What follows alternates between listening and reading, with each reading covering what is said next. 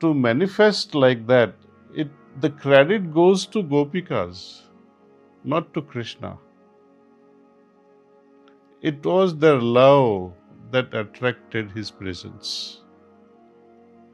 It is not the capacity of the master to manifest. It is the ability of the abhyasis to invoke his presence.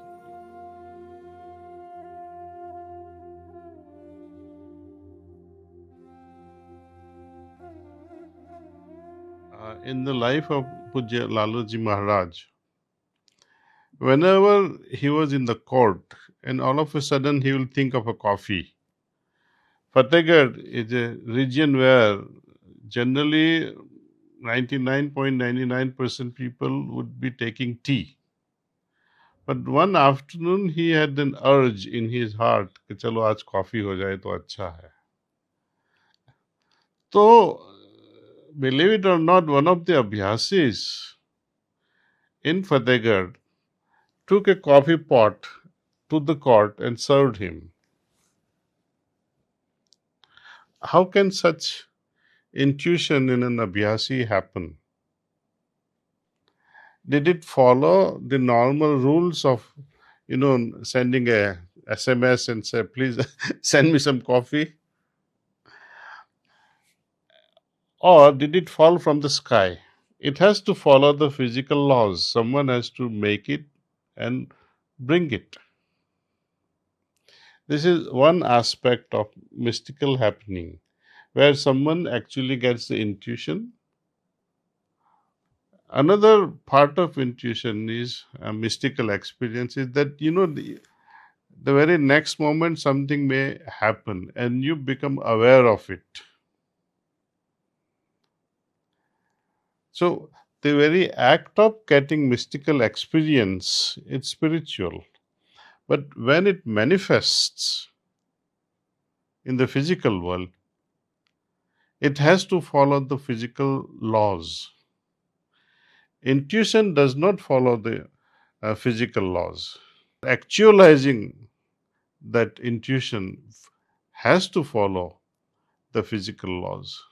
But there are other situations which I am reminded of where Lalaji was able to be present in two locations at the same time. Where one abhyasi says, oh, Lalaji visited me at 10 o'clock in the morning.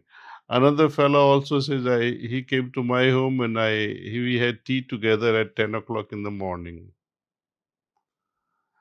Now, these are, I would not call them as mystical experiences, but they are really, I would say, more real than the reality that we see.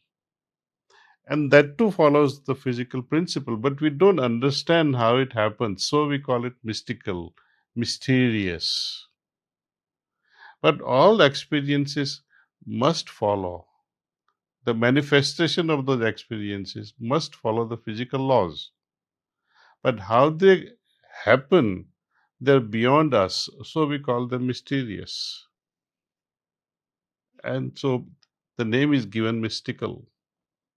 And well, I'm talking of Lalaji's ability to manifest in two different locations or many. When we read this Purana, especially Bhagavad Purana, and see the description of Lord Krishna with each gopi,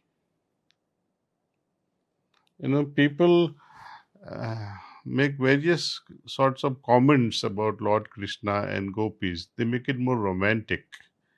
But they did not have such romantic relationships because most gopis were married or much older than Lord Krishna himself. You see, at around the age of 10 or 11, he had to leave Vraj for Mathura. And can you imagine a boy of 10 or 11 busy with romance with gopis? No. But his ability from the very early childhood was so melting away. Moment you look at him, your heart simply melts. He was full of love, full of mischiefs. So everybody loved him. Not in a very human way, because many things he did were superhuman. And all these Gopikas who were in real love, admiring him, they felt his presence all the time. To manifest like that, the credit goes to Gopikas, not to Krishna. It was their love that attracted his presence. It is not the capacity of the master to manifest. It is the ability of the abhyasis to invoke his presence. It is like the sunlight, you see, and you keep all your windows and doors closed. How can it enter? Sun is always there. Krishna is everywhere. Open the windows means open your heart. And when you are inviting infinity, imagine the level of opening you require of your heart.